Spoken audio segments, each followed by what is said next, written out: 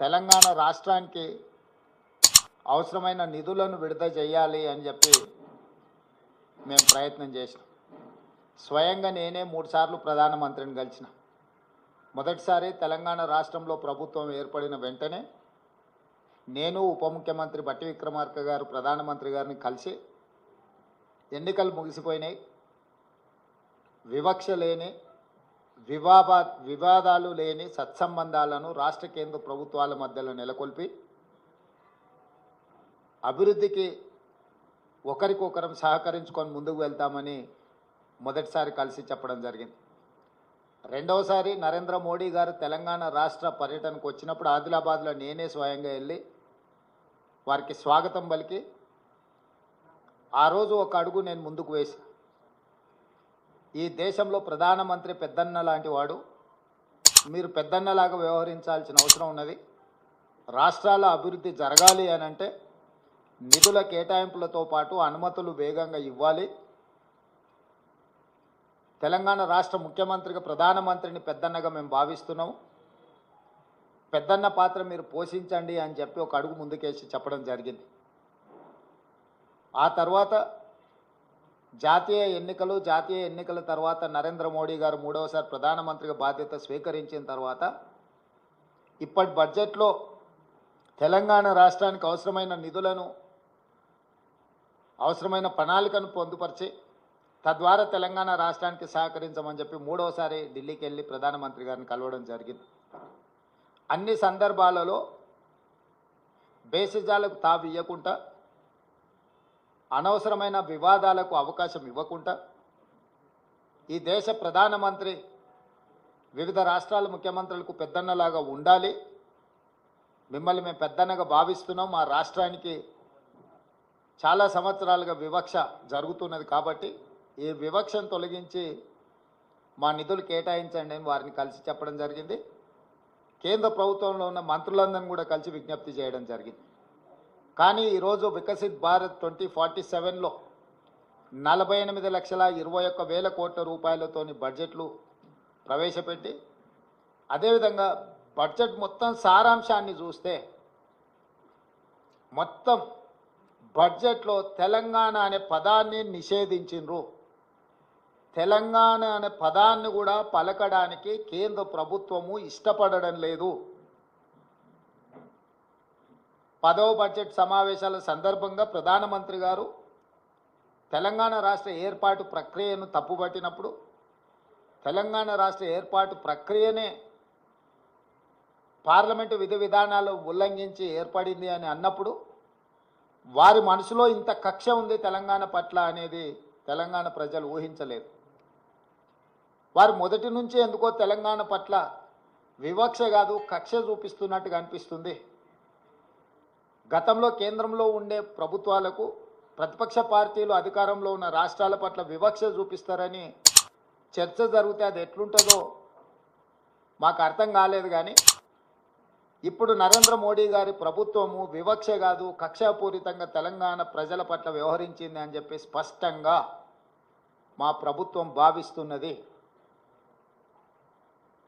AP పునర్విభజన చట్టంలో భాగంగా ఆంధ్రప్రదేశ్కు రాజధాని నిర్మించడానికి, ఆంధ్రప్రదేశ్కు పోలవరం నిర్మించడానికి, ఆంధ్రప్రదేశ్లో వెనుకబడిన జిల్లాలకు నిధులను కేటాయించడానికి, ఎన్ని రకాలుగా ఆంధ్రప్రదేశ్కు నిధులను కేటాయించాలనో అన్నిటికీ ఆంధ్రప్రదేశ్ పునర్విభజన చట్టాన్ని ప్రస్తావిస్తూ ఆ నిధుల కేటాయించడానికి ఒక అవకాశంగా తీసుకున్నారు. ఆంధ్రప్రదేశ్కి ఇచ్చే నిధులను ఆంధ్రప్రదేశ్కు ఎందుకు ఇస్తున్నారని మేము అడగడం లేదు. పునర్విభజన చట్టంలో భాగంగా ఆంధ్రప్రదేశ్కు నిధులు ఇచ్చినప్పుడు పునర్విభజన చట్టంలో భాగంగా తెలంగాణకు నిధులు ఇవ్వాలన్న బాధ్యత కేంద్ర ప్రభుత్వానికి లేదా? అదే ఆంధ్రప్రదేశ్ పునర్విభజన చట్టంలో బయ్యారం ఉక్కు కర్మాగారం ఉంది, కాజీపేట రైల్వే కోచ్ ఫ్యాక్టరీ ఉంది, సాగునీటి ప్రాజెక్టులలో పాలమూరు రంగారెడ్డి ఎత్తిపోతలకు కేంద్ర ప్రభుత్వం పోలవరంకి ఏ విధంగా నిర్మాణానికి సహాయం అందిస్తున్నారో ఆ విధంగా నిధులను కేటాయించాలన్న ఆలోచన కానీ, అదేవిధంగా గిరిజన యూనివర్సిటీ 10 సంవత్సరాల తర్వాత ఇప్పుడు మొదలైన ములుగులో దాన్ని నిధుల విషయంలో కానీ, అదేవిధంగా మేము స్పష్టంగా ప్రధానమంత్రి గారిని కలిసి మీకు నమోమి గంగే ప్రాజెక్టు లాగానో సబర్మతి రివర్ ఫ్రంట్ లాగానో మీ గుజరాత్కు మీ ప్రాంతాలకు ఏ విధంగా అయితే మీరు నిధులను కేటాయించుకున్నారో ఆ విధంగా మూసీ రివర్ డెవలప్మెంట్ ఫండ్కు నిధులు కేటాయించమని చెప్పి మేము అడగడం జరిగింది.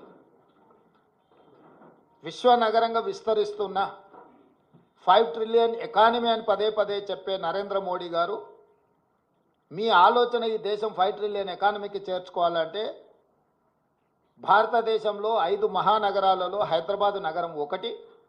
ఈ హైదరాబాద్ నగరానికి మెట్రో విస్తరించడం ద్వారా ఇక్కడ మౌలిక వసతుల యొక్క అభివృద్ధిని చేయడం ద్వారా విదేశాల నుంచి పెట్టుబడులను ఆకర్షించి లక్షలాది మంది నిరుద్యోగ యువకులకు ఉద్యోగ ఉపాధి అవకాశాలు కల్పిస్తే దేశం యొక్క ఎకానమీ పెరుగుతుంది అని చెప్పి వారికి చెప్పడం జరిగింది. కానీ మెట్రోకు కానీ మూసీ రివర్ డెవలప్మెంట్ ఫ్రంట్ విషయంలో కానీ RRR రీజనల్ రింగ్ రోడ్ విషయంలో కానీ ఏ విషయంలో కూడా ఈ బడ్జెట్లో ఒక్క రూపాయి కూడా తెలంగాణకు ఇవ్వడానికి ప్రయత్నం చేయలేదు. ఆనాడు యూపీఏ ప్రభుత్వంలో కేటాయించిన ITIR కారిడార్ను గతంలో తెలంగాణ అధికారంలో ఉన్న ప్రభుత్వము కేంద్ర ప్రభుత్వం ఇద్దరు వివక్ష వల్ల ITIR కారిడార్ను మరుగున పడిపోయింది. ITIR కారిడార్ వస్తే పెట్టుబడులు వస్తాయి, పెట్టుబడులతో పాటు IT రంగ నిపుణులకు వేలాది లక్షలాది ఉద్యోగాలు వస్తాయి. మీరు దానికి సంబంధించిన కార్యాచరణను కూడా చేపట్టండి అని చెప్పి కేంద్ర ప్రభుత్వానికి మేము విజ్ఞప్తి చేసినాం. ఈరోజు ITIR కారిడార్ గురించి ఎక్కడ ప్రస్తావన లేదు. ఈరోజు రైతులను ఆదుకోవడానికి ఒక ప్రత్యేక కార్యాచరణ ఏది తెలంగాణ రాష్ట్రానికి ఇవ్వలేదు. ఎడ్యుకేషన్ పట్ల కానీ, ఇరిగేషన్ పట్ల కానీ, హెల్త్ పట్ల కానీ, ఎంప్లాయ్మెంట్ పట్ల కానీ ఏ ఒక్క అంశంలో కూడా కేంద్ర ప్రభుత్వము తెలంగాణ యొక్క అభివృద్ధి కోసము ఆలోచన చేయలేదు. ఈరోజు సబ్కా సాత్ సబ్కా వికాస్ అనేదైతే ఉందో ఈ స్లోగన్ బోగస్ అని చెప్పి బీజేపీ నిరూపించింది. వికసిత్ భారత్ అనే దాంట్లో తెలంగాణ భాగం కాదు అని ప్రధానమంత్రి గారు అనుకుంటున్నట్టుగా ఉన్నది. అసలు మొత్తం బడ్జెట్ను స్థూలంగా చూస్తే వికసిత్ భారత్ 2047 48,21,000 కోట్ల రూపాయల బడ్జెట్ను చూస్తే కుర్చీ బచావో బడ్జెట్ లాగా ఉన్నది. బీహార్కు ఆంధ్రప్రదేశ్కు తప్ప ఇతర రాష్ట్రాల పట్ల కేంద్ర ప్రభుత్వం వ్యవహరించిన తీరు కేవలం కుర్చీని కాపాడుకునే ప్రయత్నంలో భాగంగానే ఈ బడ్జెట్ను ప్రవేశపెట్టినట్టుగా కనిపిస్తుంది. ఇది ఏ రకంగా కూడా ప్రధానమంత్రి గారికి గౌరవాన్ని తెచ్చిపెట్టదు. ఇంతటి వివక్ష, ఇంతటి కక్షాపూరితమైన వ్యవహారం ఎప్పుడూ జరగలేదు. తెలంగాణ రాష్ట్రము, తెలంగాణ ప్రజలు 8 పార్లమెంట్ స్థానాలు 35% ఓట్లు బీజేపీకి ఇచ్చిండ్రు. తెలంగాణ ప్రజలు ఎలాంటి వివక్ష బీజేపీ పట్ల చూపించలేదు.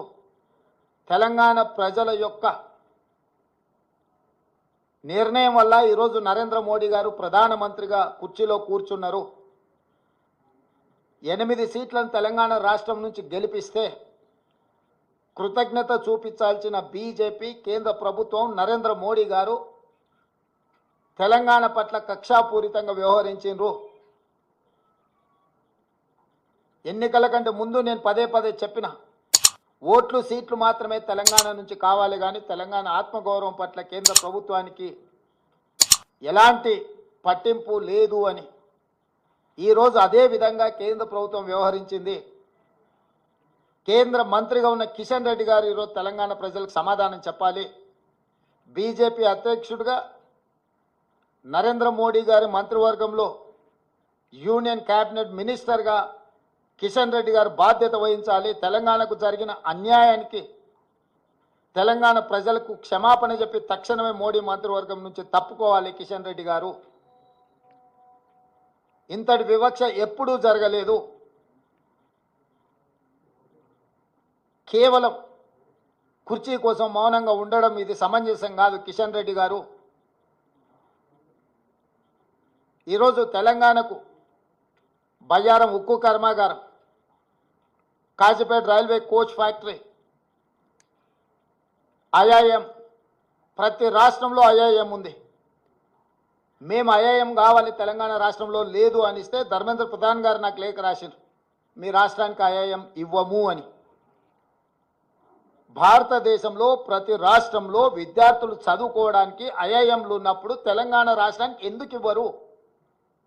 నేను ప్రధానమంత్రి గారిని కలిసి స్వయంగా ఐఐఎంకు లెటర్ ఇస్తే ప్రధానమంత్రి గారు సంబంధిత శాఖ మంత్రికి పంపిస్తే ధర్మేంద్ర ప్రధాన్ గారు నాకు లేఖ రాసిండ్రు 3 రోజుల క్రితం, మీ తెలంగాణ రాష్ట్రానికి ఐఐఎం ఇవ్వము అని.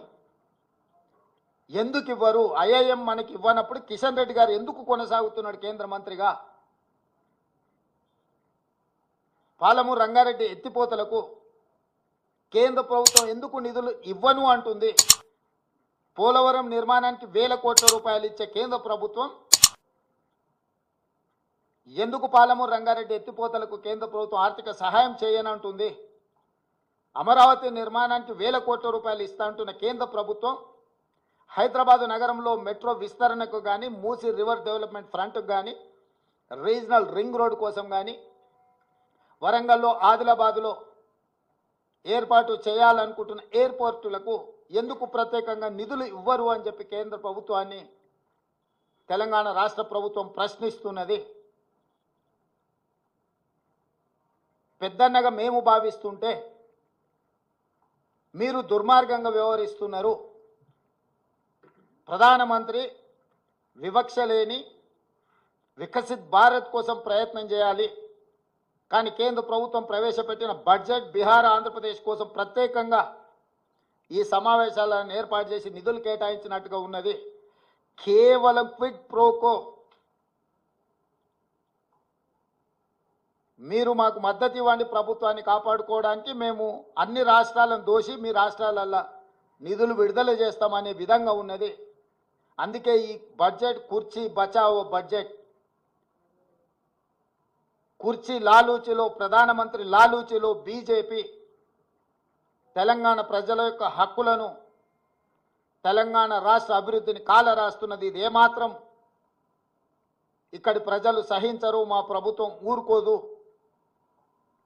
మా నిరసనను తప్పకుండా పార్లమెంట్ బడ్జెట్ సమావేశాలలో మా పార్లమెంట్ సభ్యులు ప్రధానమంత్రికి తెలియజేస్తారు.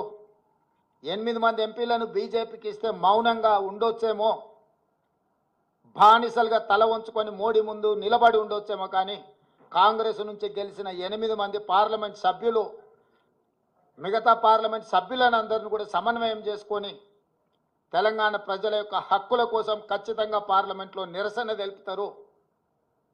ఆంధ్రప్రదేశ్ పునర్విభజన చట్టము అని అంటే కేవలం ఆంధ్రప్రదేశ్కే నిధుల విడుదల కాదు. ఆంధ్రప్రదేశ్ పునర్విభజన చట్టం అనేది తెలంగాణ రాష్ట్రానికి కూడా వర్తిస్తుంది. ఇది అవగాహన రాహిత్యమా, కక్షాపూరితమైన వివక్షణ? బీజేపీ నాయకత్వం చెప్పాలి తెలంగాణ ప్రజలకు సమాధానం. మేము ఎంత ఫ్రెండ్లీగా ఉండడానికి ప్రయత్నం చేసినా, ఎంత కేంద్ర ప్రభుత్వం నుంచి సహకారాన్ని పొందాలని మేము చేస్తున్న ప్రయత్నాలు ఏవి? ఇది తెలంగాణ ప్రజల చేతగానితనం కాదు, ఇది తెలంగాణ ప్రజల యొక్క మంచితనం. అందుకే సవరించిన బడ్జెట్లోనైనా నిర్మలా సీతారామన్ గారికి అవకాశం ఉంది. బడ్జెట్ను సవరించి బయ్యారం ఉక్కు కర్మాగారం, Kazipet railway coach factory, Palamuru Rangareddy ఎత్తిపోతల సాగునీటి ప్రాజెక్టుకు అవసరమైన నిధులు, మూసీ రివర్ డెవలప్మెంట్ కోసం గోదావరి జలాలను తీసుకొచ్చి ఉస్మాన్ సాగర్, హిమాయత్ సాగర్కి అనుసంధానం చేయడానికి అవసరమైన నిధులను, మూసీ రివర్ ప్రాంతాన్ని, పరివాహక ప్రాంతాన్ని, కలుషితమైన ఈ నగరాన్ని ఈ కాలుష్యం నుంచి కాపాడడానికి అవసరమైన నిధులను, మెట్రోను విస్తరించడానికి అవసరమైన నిధులను, ఫార్మా రంగంలో ఫార్మా విలేజ్లను ఏవైతే నిర్మించాలనుకుంటున్నామో దానికి సంబంధించిన ఇన్ఫ్రాస్ట్రక్చర్ కోసం అవసరమైన నిధులను సవరించిన బడ్జెట్లో పెట్టి వ్యవహరిస్తున్న విధానాన్ని మార్చుకొని కక్షలు వివక్షలు పక్కన పెట్టి తెలంగాణ రాష్ట్ర అభివృద్ధికి సహకరించాలి. అట్లా కాకుండా వ్యవహరిస్తే భారతీయ జనతా పార్టీకి తెలంగాణ రాష్ట్రంలో నూకలు చెల్లినట్టే. ఉపన్యాసాలు ఇవ్వడం కాదు కిషన్ రెడ్డి గారు, ఢిల్లీ నుంచి ఏం నిధులు తెచ్చినావు ప్రజలకు జవాబు చెప్పు. మీ చేతగానితనం, మీ బలహీనత, మీ మౌనము, మీ బానిస మనస్తత్వము తెలంగాణకు తీరని అన్యాయం చేస్తుంది. మోడీ గారు ప్రధానమంత్రి పదవి కోసము 48,21,000 కోట్ల రూపాయలను బీహార్కు ఆంధ్రప్రదేశ్కు తాకట్టు పెట్టినట్టు కేంద్ర మంత్రి పదవి కోసం కిషన్ రెడ్డి తెలంగాణ హక్కులను మోడీ గారి దగ్గర తాకట్టు పెట్టి తెలంగాణకు అన్యాయం చేస్తున్నాడు. అందుకే రేపటి జరగబోయే శాసనసభ సమావేశాలలో ప్రశ్నోత్తరాల సమయం పూర్తి అయిన వెంటనే మా లెజిస్లేటివ్ అఫైర్స్ మినిస్టర్ మిత్రుడు శ్రీధర్ బాబు గారికి నేను సూచన చేస్తున్నా, ఈ వివక్షను, ఈ కక్షాపూరితమైన వ్యవహారాన్ని తిరస్కరిస్తూ తెలంగాణ హక్కులను కాపాడడానికి శాసనసభలో చర్చించి తీర్మానం చేసి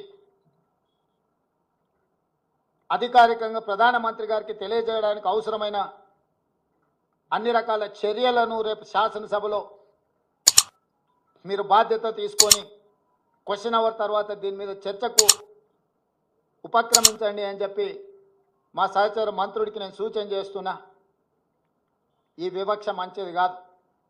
ఈ వివక్షనే తెలంగాణ రాష్ట్రం అవతరించడానికి, ఈ వివక్షనే ఇతరుల యొక్క ఆధిపత్యం మీద ప్రజలు ఇచ్చిన తీర్పు, ఈ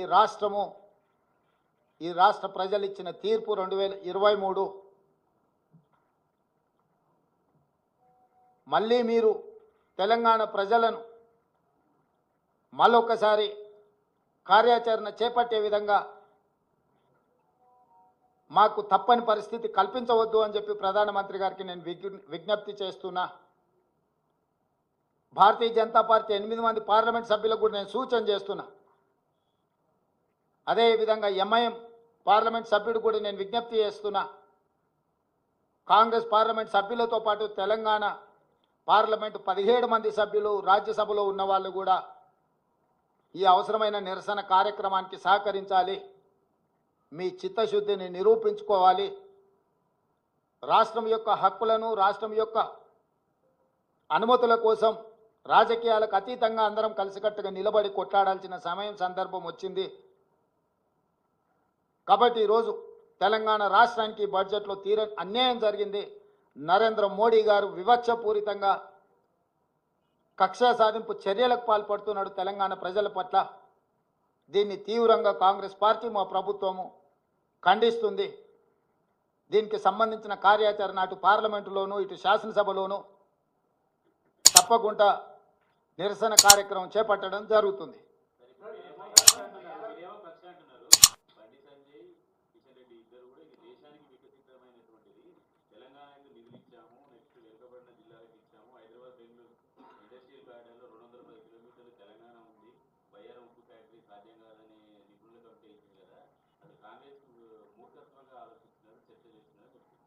అంటే బానిసల నుంచి ఇంతకు మించి మీరేమో ఊహించలేరు, మేమేమో ఆశిస్తలేము. బానిస మనస్తత్వం కాబట్టి ఈ రకమైన ఆలోచన చేస్తారు.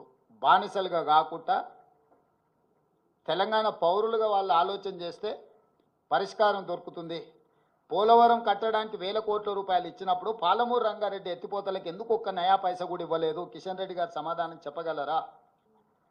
ఐటీఐఆర్ కారిడార్లో 1000 కోట్ల రూపాయలు పెట్టుబడి పెడితే లక్షలాది ఉద్యోగ అవకాశాలు, ఉపాధి అవకాశాలు ఉన్నప్పుడు ఎందుకు అనా పైసా ఇవ్వలేదు? గుజరాత్లో సబర్మతి రివర్ ఫ్రంట్ నిర్మించుకున్నప్పుడు తెలంగాణకు, హైదరాబాద్కు మూసీ రివర్ ఫ్రంట్ ఎందుకు నిర్మాణం జరగొద్దు? గుజరాత్కు బుల్లెట్ ట్రైన్ కోసం నిధులు ఇచ్చినప్పుడు తెలంగాణకు ఎందుకు రీజనల్ రింగ్ రోడ్డు కోసం నిధులు కేటాయించలేదు? ఇవన్నీ పక్కన పెట్టండి. దేశం మొత్తం ప్రతి రాష్ట్రంలో ఐఐఎంలు ఉన్నాయి. తెలంగాణ రాష్ట్రానికి ఎందుకు ఐఐఎం ఇవ్వను అని చెప్పి ధర్మేంద్ర ప్రధాన్ గారు తెలంగాణ రాష్ట్ర ప్రభుత్వానికి లేఖ రాసిండు. స్వయంగా నేను మా ఉప ముఖ్యమంత్రి గారు ప్రధానమంత్రిని కలిసి హైదరాబాద్ నగరం తెలంగాణ రాష్ట్రము ఐటీ రంగ నిపుణులతో పాటు విద్యకు ఒక ప్రధానమైన కేంద్రము. అంతర్జాతీయ స్థాయిలో విద్యార్థులు ఇక్కడ చదువుకుంటున్నారు, మాకు ఐఐఎం కావాలని నేను అడిగిన. ధర్మేంద్ర ప్రధాన్ గారు నిర్ద్విధంగా మీకు ఐఐఎం ఇవ్వము, తిరస్కరిస్తున్నామని లేఖ రాసిండు. ఇకనైనా కిషన్ రెడ్డి గారు, బండి సంజయ్ గారు బానిసలుగా కాకుండా తెలంగాణ పౌరులుగా ఆలోచన చేస్తే ఐఐఎం ఎందుకు ఇవ్వరో చెప్పాలి కదా.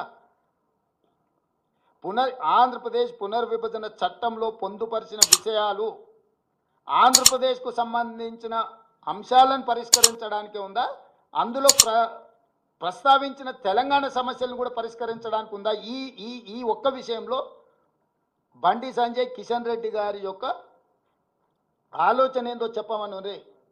పునర్విభజన చట్టంలో పొందుపరిచిన ఆంధ్రప్రదేశ్కు మీరు ఎందుకు ఇచ్చిందని మేము అడుగుతలేం, ఇవ్వండి. తెలంగాణకి ఎందుకు ఇవ్వడం లేదని నేను అడుగుతున్నా. చట్టబద్ధంగా తెలంగాణ ప్రజలకు ఇచ్చిన హక్కులు బయ్యారమేమో ఉపయోగపడలేదు, కాజీపేట రైల్వే కోచ్ ఫ్యాక్టరీ ఏమో అవసరమే లేదు, ఐఐఎం అసలు తెలంగాణ విద్యార్థులు చదువుకోవాల్సిన పని లేదు, ఐటీఐఆర్ కారిడారు ప్రస్తావనే లేదు. ఇంకా ఇంకా ఎందుకు బుకాయించాలనుకుంటున్నారు కిషన్ రెడ్డి గారు, బండి సంజయ్ గారు?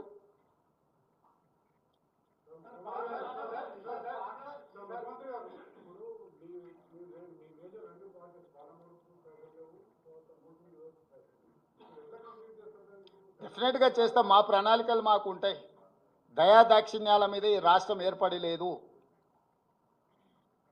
మా సొంత ఆలోచనలు, విధానాలు, నిధుల సేకరణకు అవసరమైన కార్యాచరణ మా దగ్గర ఉంది. కానీ మా లెజిటిమేట్ రైట్ కేంద్ర ప్రభుత్వం నుంచి మా హక్కుల కోసం మేము కొట్లాడుతున్నాము. మా హక్కును కాలు రాయడము, మా పట్ల వివక్ష చూపించడము, మా పట్ల కక్షాపూరితంగా వ్యవహరించడాన్ని మేము నిరసన తెలుపుతున్నాము.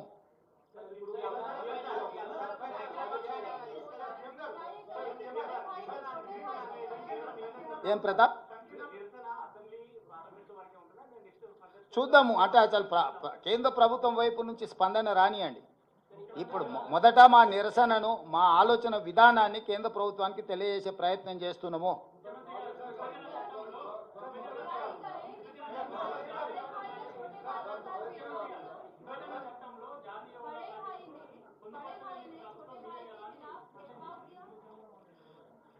हम लोग समझ रहा है प्रधानमंत्री हर प्रदेश के मुख्यमंत्री का बड़ा भाई, मगर बड़ा भाई जो कुर्सी पे बैठा है वो बड़ापन नहीं दिखा रहा है. उनके लिए खाली कुर्सी बचाने के लिए इस बजट को इस्तेमाल किए. ये एनडीए का मतलब नायडू नीतीश डिपेंडेंट अलायंस. आज के तारीख में नरेंद्र मोदी जी एनडीए का मतलब भी और कुछ कहना चाह रहा है. नायडू नीतीश डिपेंडेंट अलायंस सब सारे बजट बिहार और आंध्र प्रदेश को देकर कुर्सी बचाने के लिए प्रधानमंत्री जी कोशिश कर रहा है. हर किस तेलंगाना की जनता माफ नहीं करते भारतीय जनता पार्टी को. 8 सीट दिया हुआ है तेलंगाना से, मगर ये 8 एमपी लोग बॉन्डेड लेबर जैसा मोदी के सामने सर झुका के जीने के लिए कोशिश कर रहा है.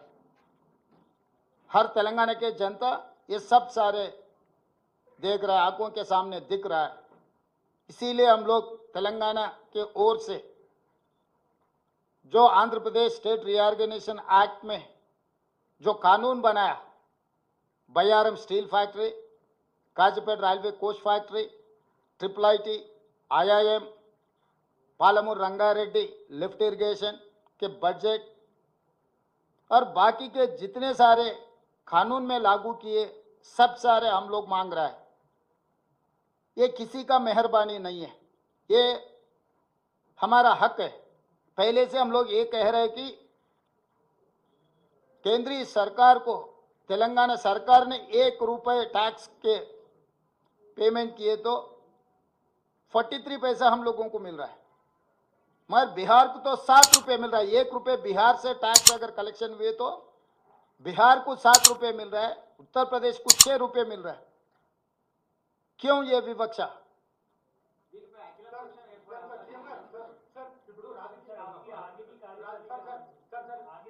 हाँ, इसीलिए हमारे जो 8 लोग तेलंगाना के एमपी से कांग्रेस पार्टी के, बाकी के सहयोगी को समन्वय कर लेके हम लोग जो कार्याचरण लेना है लोकसभा में ही लेंगे। प्रधानमंत्री महोदय को हम दिखाएंगे ये विकसित भारत नहीं है, ये सबके साथ सबका विकास नहीं है, कुछ लोगों के साथ विकास। वो विकास इसीलिए किसी के लिए कुर्सी बचाने का काम में लग गए, किसी ने माल उठाने में लग गए।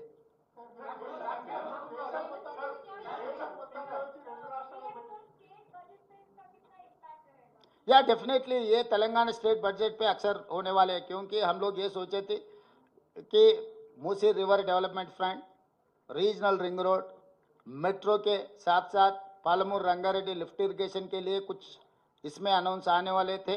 आने के लिए हम लोग उम्मीद रखा था, मगर हम तेलंगाना की जनता को उम्मीद तोड़ दिए केंद्र सरकार ने। अभी आगे असेंबली में कल चर्चा कर लेके आगे कार्रवाई शुरू करेंगे।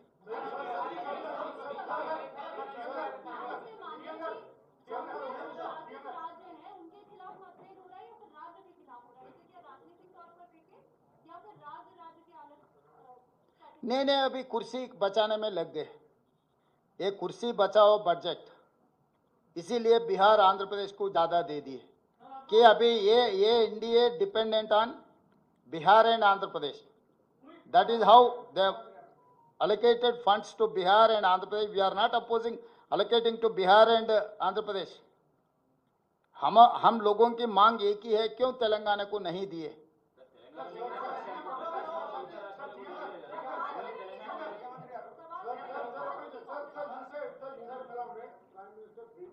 Yes. So everything, whatever I have spoken. Yeah, definitely where they have through act, we have got some assurances. That is point number 1, Bayaram Steel Factory. Point number 2, Railway Coach Factory in Kazipet, IIM and ITIR corridor and Palamur Rangareddy lift irrigation. All other development activities, these are the assured by the Lok Sabha and Rajya Sabha. He has refused to implement that schemes after completing 10 years also. And whereas he has mentioned Andhra Pradesh Reorganization Act in this budget, saying that he is allocating to Polavaram funds, he is allocating to Amaravati capital city funds, he is allocating something to Andhra Pradesh. Whereas Telangana, same act has given some assurances to Telangana. Why he has refused to implement that? That is what we are asking. We are not asking less or more. We are asking our legitimate right. We are demanding that, Mr. Prime Minister, please implement our assurances. You cannot ignore just like that. If you don't have any political connection or personal connection or emotional connection with the Telangana people, okay, people will say, tomorrow what is going to happen, you see.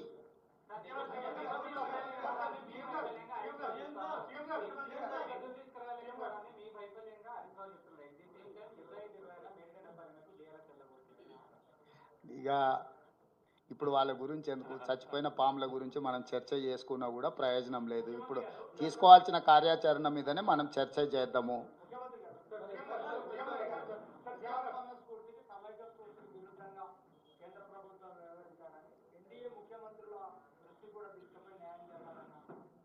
అంటే నేను అనేది NDA ముఖ్యమంత్రుల వీళ్ళ వాళ్ళ కాదు, ఒక రాష్ట్రానికి రావాల్సిన నిధులు. నేను వాస్తవంగా దక్షిణాది ముఖ్యమంత్రుల సమావేశాన్ని ఏర్పాటు చేసి రాబోయే రోజుల్లో దక్షిణాదికి జరుగుతున్న అన్యాయం విషయంలో చర్చించాలనుకున్నా. మేము తమిళనాడుకు కర్ణాటక ముఖ్యమంత్రులకు సమాచారాన్ని చేరవేసినాము. మిగతా వాళ్ళు కలిసి వస్తే మంచిదే, కేరళ, ఆంధ్రప్రదేశ్, పాండిచ్చేరి, లేదంటే అట్లీస్ట్ ఈ 3 రాష్ట్రాల ముఖ్యమంత్రులను సమన్వయం చేసుకొని దక్షిణాది రాష్ట్రాల పట్ల చూపిస్తున్న వివక్ష, దక్షిణాది రాష్ట్రాల ప్రజలను ఓటింగ్ మిషన్లుగా సీట్లు గెలిపించే యంత్రాలుగా మాత్రమే నరేంద్ర మోడీ గారు బీజేపీ భావిస్తున్నది. ఈ వివక్ష ఎక్కువ కాలము చెల్లదు.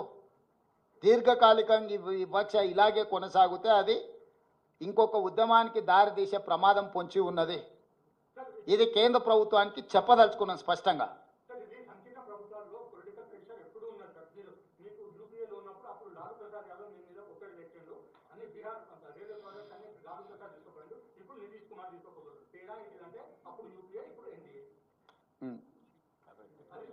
Good question.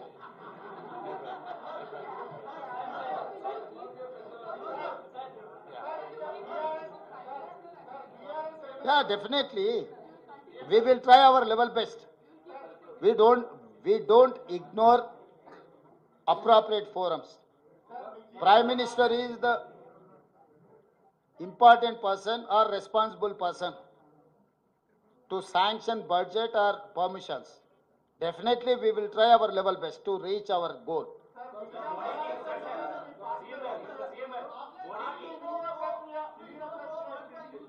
हाँ,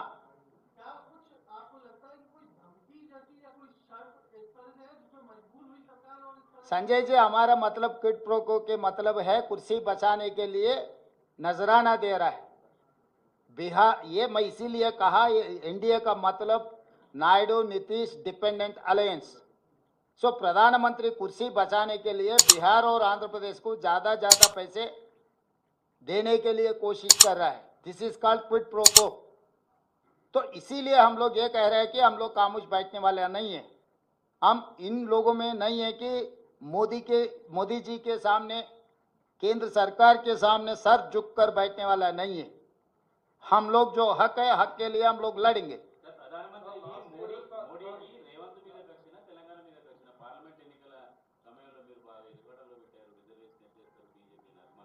ఆయన అంతకంటే ముందు బడ్జెట్ సమావేశాలని తెలంగాణ రాష్ట్ర ఏర్పాటు ప్రక్రియని తప్పుపట్టిండు.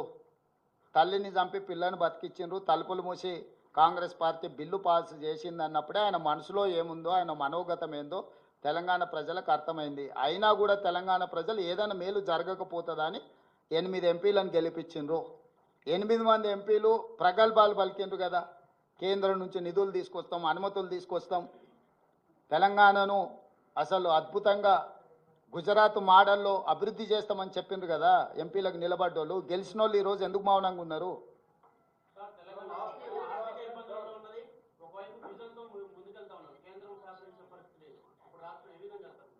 ఖచ్చితంగా విజన్తోనే వెళ్తాం ముందుకు. ఇప్పుడు కేంద్ర బడ్జెట్ గురించి మాట్లాడుకుందాం. కేంద్ర బడ్జెట్ గురించి ఏమన్నా ఉంటే అడగండి. ప్రమోద్.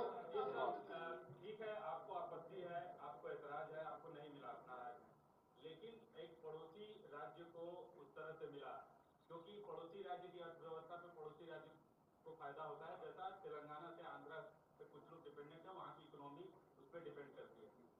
तो क्या आप उस लिहाज से आप हटा दीजिए तेलंगाना, आप एक मुख्यमंत्री के तौर पे, तेलंगाना के नागरिक के तौर पे आप अपना कंसर्न जता चुके हैं, लेकिन आंध्र प्रदेश को जो मिला है उसको आप कैसे देखते हैं? क्योंकि 10 सालों से आंध्र बाइफर्केशन के बाद आंध्र प्रदेश के साथ क्या हुआ ये एक्सप्लेन करने की जरूरत नहीं है, लेकिन वो मिला है उसको आप वेलकम करते हैं. प्रमोद जी, मैं मेरी बात साफ आपके सामने रख चुका है. Andhra Pradesh reorganisation act for Andhra Pradesh as well Telangana. तो आंध्र प्रदेश रीऑर्गेनाइजेशन एक्ट को आप पढ़ने में ही गलती कर रहे. पूरा निर्मला सीतारामन जी का जितने भी पेजेस बजट रख चुकी है पूरा देखो, कहीं तेलंगाना के शब्द भी नहीं है. इतना विवक्षा क्यों तेलंगाना के खिलाफ? तेलंगाना के नाम लेने के लिए भी मोदी जी सरकार तैयार नहीं है. क्यों 8 एमपी दिए हम लोग, इसीलिए आप लोग तेलंगाना के नाम भी लेने के तक अब तैयार नहीं है. ये गलत है. नहीं भाई, आंध्र प्रदेश को देने दो, बिहार को देने दो, और कोई प्रदेश राज्य को देने दो, हमको कोई एतराज नहीं, हमको कोई आपत्ति नहीं है. बगल में क्यों दिए, ऐसे विवक्षा की बात हम लोग नहीं कहते. हमारा हक हम मांग रहा है. हमारा हक मोदी जी या भारतीय जनता पार्टी ने नहीं छीन ले सकते. हमारे हक के लिए हम लोग लड़ रहा है. आप पीसीसी प्रेसिडेंट हैं, आपकी पार्टी की पीसीसी प्रेसिडेंट शर्मिला जी की भी यही राय है. हाँ, नो, शर्मिला जी को पूछना है, मुझे पूछे तो मैं क्या कहूँ. आप जानकारी करो शर्मिला जी से अभी क्या हो रहा है.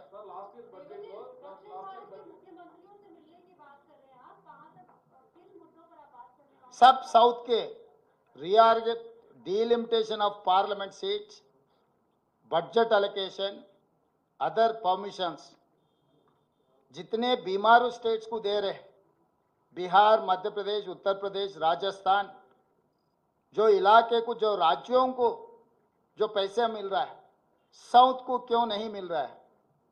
ये विवक्षा के खिलाफ हम लोग लड़ना चाह रहे हैं। इसीलिए हम लोग ये कोशिश करेंगे कि तमिलनाडु को और कर्नाटक को आगे जो जो हमारे साथ में आएंगे, सब लोगों को साथ में लेकर आगे चलाने के लिए हम कोशिश करेंगे।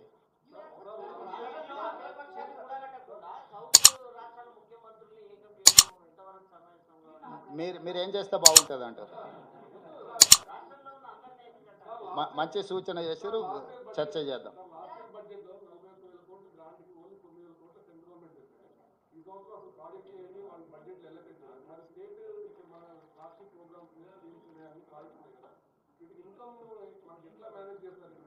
శ్రీనివాస్ గారు, మీరు అర్థం చేసుకోండి, మనం ఇప్పుడు హక్కుల కోసం మాట్లాడుతున్నాం. మన హక్కులు వాళ్ళు కాల రాసినంత మాత్రాన మనం చచ్చిపోతామని మీరు భావించకండి. బ్రతికుండడం ఎలాగో, అభివృద్ధి చెందడం ఎలాగో మాకు తెలుసు. 75 సంవత్సరాలలో దాదాపుగా 50 సంవత్సరాలుగా పైగా ఎన్నో వివక్షల్ని, ఎన్నో విపత్కర పరిస్థితులను ఎదుర్కొని పరిపాలనను అందించి దేశాన్ని ఆర్థిక సంక్షోభం నుంచి అభివృద్ధి పదం వైపు నడిపించింది కాంగ్రెస్ పార్టీ. ఈ సంక్షోభం నుంచి కూడా రాష్ట్రాన్ని బయటపడేసే ప్రణాళిక, వ్యూహం మా దగ్గర ఖచ్చితంగా ఉంది. కానీ ఈరోజు మేము మాట్లాడుతున్నది మా హక్కులను నరేంద్ర మోడీ గారు కాల రాసిండ్రు. నరేంద్ర మోడీ గారు హక్కులను కాల రాస్తుంటే కిషన్ రెడ్డి గారు మౌనంగా తల వంచుకొని మోడీ గారి బానిసలాగా వ్యవహరిస్తున్నారు 8 మంది బీజేపీ పార్లమెంట్ సభ్యులు. ఈ విషయాన్ని మీకు తెలంగాణ ప్రజలకు వివరించడానికి పత్రికా సమావేశం ఏర్పాటు చేయడం జరిగింది. దీనికి సంబంధించి రేపు శాసనసభలో పూర్తి స్థాయిలో చర్చకు పెడతాము. ఇంతకుముందు మిత్రులు అడుగుతున్నారు కదా, ఎవరు అందరినీ కూడగట్టాలని. శాసనసభలో చర్చ పెట్టడం అంటేనే అందరినీ కూడగట్టడం అని. సో రేపు ఎవరు ఎటువైపు ఉన్నారో, విలీనాల ప్రక్రియలో ఎవరు పాల్గొంటున్నారో, చీకటి ఒప్పందాలకు ఎవరు ప్రయత్నం చేస్తున్నారో, ఎవరిని ఎవరు కౌగిలించుకోవాలనుకుంటున్నారో, ఇవన్నీ కూడా పాలకు పాలు నీళ్ళకు నీళ్ళు రేపు శాసనసభలో ప్రశ్నోత్తరాల సమయం తర్వాత స్పీకర్ గారు అనుమతి తీసుకొని ఈ చర్చకు ముందుకెళ్తాము. ఆ చర్చలో అందరి రంగులు బయటపడతాయి. ఇక కలిసి వస్తారో కాలగర్భంలో కలిసిపోతారో నేను చెప్పలేను కదా. నేను అందరు కలిసి తెలంగాణ రాష్ట్ర హక్కులను సాధించుకున్నామని చెప్తున్నా. సభలో వాళ్ళ విధానం ఏందో వాళ్ళు చెప్పనియండి. అందుకే ఈరోజు సూచన చేస్తున్నా ప్రధాన ప్రతిపక్ష నాయకుడు మాజీ ముఖ్యమంత్రి చంద్రశేఖరరావు గారికి తెలంగాణ హక్కుల మీద, తెలంగాణ నిధుల మీద కేంద్ర ప్రభుత్వం మీద ఒత్తిడి తీసుకొచ్చి రాబట్టుకోవాలని ఏదైతే రేపు సభలో చర్చ జరగబోతుందో వారు శాసనసభకు వచ్చి చర్చలో పాల్గొని కేంద్ర ప్రభుత్వాన్ని నిలదీసి రాష్ట్రాన్ని నిధులను, రాష్ట్రానికి అవసరమైన అనుమతులను సాధించడానికి వారు కలిసి రావాలి.